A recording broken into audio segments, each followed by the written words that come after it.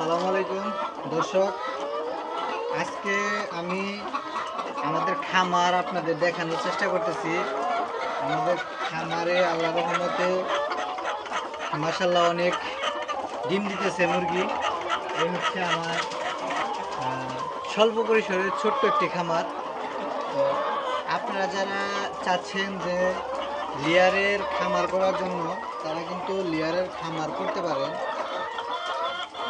যদিও অল্প সময় আপনার একটু কষ্ট হবে, যখন কিনা আপনার এরকম ডিম দেখবেন, ডিম আসবে, তখন কিন্তু আপনার সেই কষ্টটা মনে থাকবে না। ওই যে দেখেন এখন যেভাবে ডিম আসতেছে, একটা সময় অনেক কষ্ট হয়েছে, এখন ডিম দেখার পরে যে ভালো লাগতেছে, সেটাই আমি আপনাদের সাথে তুলে ধরার চেষ্টা করতেছি। আমি আমার ব্লগ ভিডিওর মধ্যে অনেক কিছু দেখানোর চেষ্টা করি। তো আমি চাইবো আপনাদেরকে দেখানোর জন্য আমার খামারে কতগুলো মুরগি আছে, কতগুলো করে ডিম প্রতিদিন আমি উঠাই, আর কতগুলো করে মুরগি ডিম পারে, সবই আমি দেখানোর চেষ্টা করব আপনাদের। যদি একটু ঘুরে ঘুরে দেখাই, আসেন, আপনি আসেন।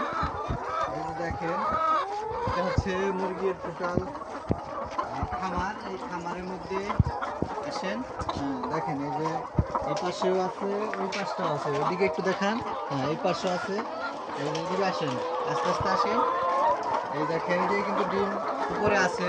হ্যাঁ, আসেন, এই যে দেখেন ডিম কিন্তু এই যে এখানে রাখতেছি।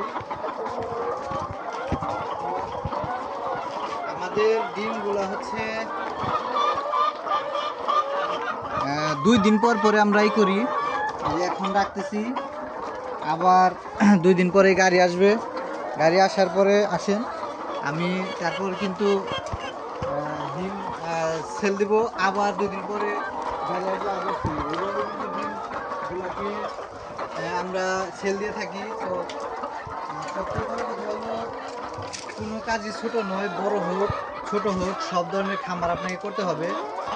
খামার করলে একটা বিষয় হচ্ছে, আপনি যদি সফল উদ্যোক্তা হন, তাহলে কিন্তু আপনার খামারটা ভালো চলবে, ঠিক আছে। আর আপনাকে সব কিছু নিয়ম কানুন, সঠিক সময়ে ভ্যাকসিন, কোন সময় কোন জিনিসটা লাগে, সেটা কিন্তু আপনাকে জানতে হবে। আপনি যদি না জানেন, তাহলে কিন্তু আপনি সফল হতে কষ্ট হবে আপনার।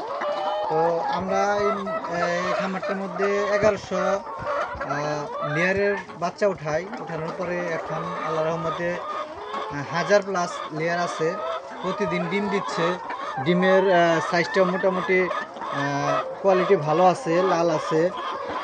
তো সব মিলিয়ে আল্লাহর অশেষ রহমতে আলহামদুলিল্লাহ, আল্লাহ ভালো রাখছে, ভালো কিছু আসতেছে। তো সবাই সব সময় চেষ্টা করবেন ভালো কিছু করার জন্য। আর যদি এরকম খামার ভিডিও ভালো লাগে, খামারের টিপসমূলক কোনো ভিডিও চান, অবশ্যই এই ভিডিওতে কমেন্ট করবেন। আর ভালো থাকবেন, সুস্থ থাকবেন, অবশ্যই ভালো কাজের সাথে থাকবেন। আসসালামু আলাইকুম।